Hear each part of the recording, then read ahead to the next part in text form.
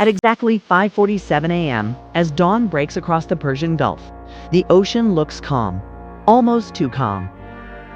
The kind of stillness that hides something dangerous beneath it. Far below the clouds, a U.S. Navy aircraft carrier group cuts through the water like a floating city of steel. Radar spinning, fighters armed. Crews alert, but not alarmed, not yet. Then, something changes.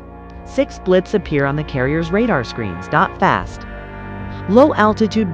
Coming in hot from the north. Iranian MiG-29 fighter jets. No identification transponder. No radio calls. No warning through diplomatic channels. It's just raw speed and direct vector toward one of the most powerful warships on Earth. Inside the carrier's Combat Information Center. The mood shifts instantly. Calm voices turn sharp. Screens light up. Every second now matters. Because in naval warfare, silence isn't peace. Silence is pressure. The jets descend through 3,000 feet, tightening formation. Engines screaming through the thin air above the Gulf. To the Iranian pilots, this is a calculated show of force. A message to Washington. These waters are ours. We see you. We can reach you. But what they can't know, what they can see, is that they were being tracked long before they ever crossed the horizon. Hundreds of miles away, satellites had already marked their takeoff. Radar stations along the Gulf Coast had already passed the data. And inside the carrier strike group, layered defense systems were already awake, watching, calculating. This wasn't just a ship. This was a floating fortress. The USS Abraham Lincoln Carrier Strike Group, DOS and T, rely on one shield. It relies on many.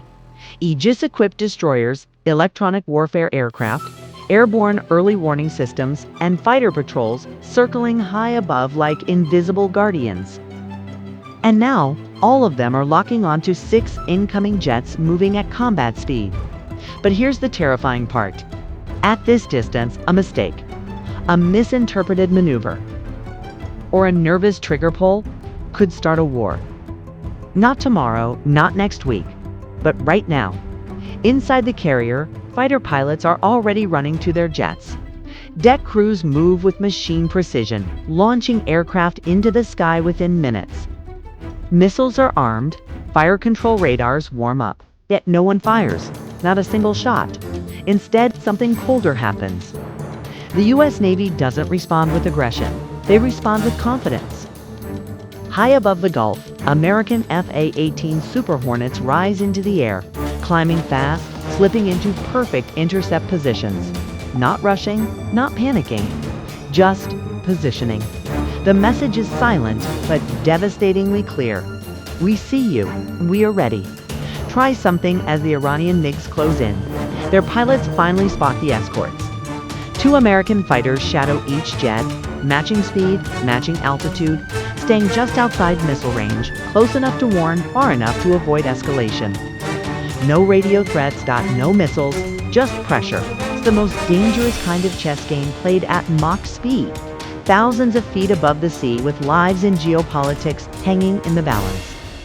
From the Iranian cockpit, the scene suddenly feels very different. This was supposed to be intimidation, but now feels like exposure, because every maneuver they make is being mirrored, every altitude change matched, every turn anticipated. The American pilots aren't chasing, they're controlling space. And in air combat, space is power. Down below. The carrier doesn't change course, not even slightly. The massive ship continues forward like nothing is happening. Jets launching, radar sweeping, missiles tracking, all without a hint of urgency. That calm is intentional. In military psychology, nothing unnerves an opponent more than realizing their threat didn't cause fear, it caused indifference. At 30,000 feet, the Iranian formation tightens.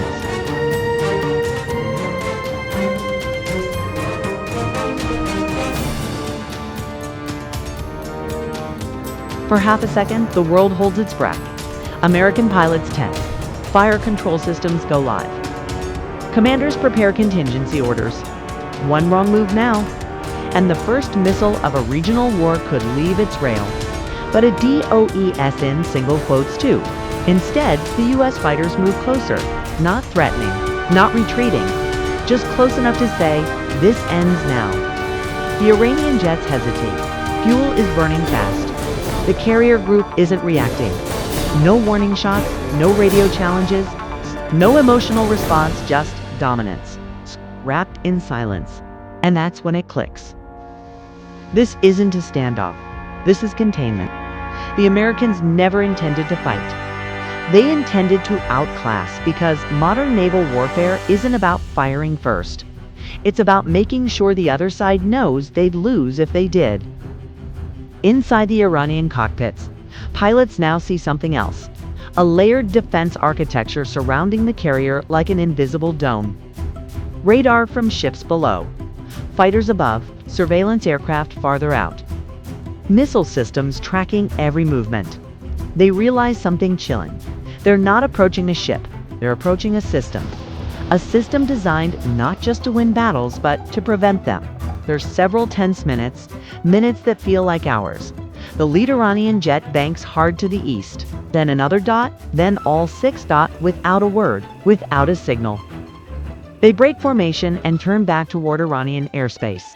No missiles fired, no shots exchanged, no headlines screaming war. But make no mistake, this was not peace.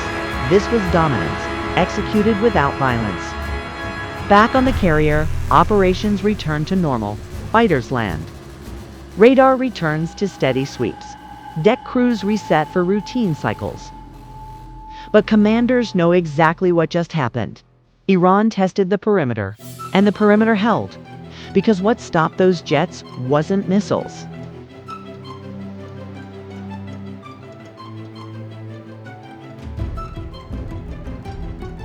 Because escalation would already be a loss for the other side.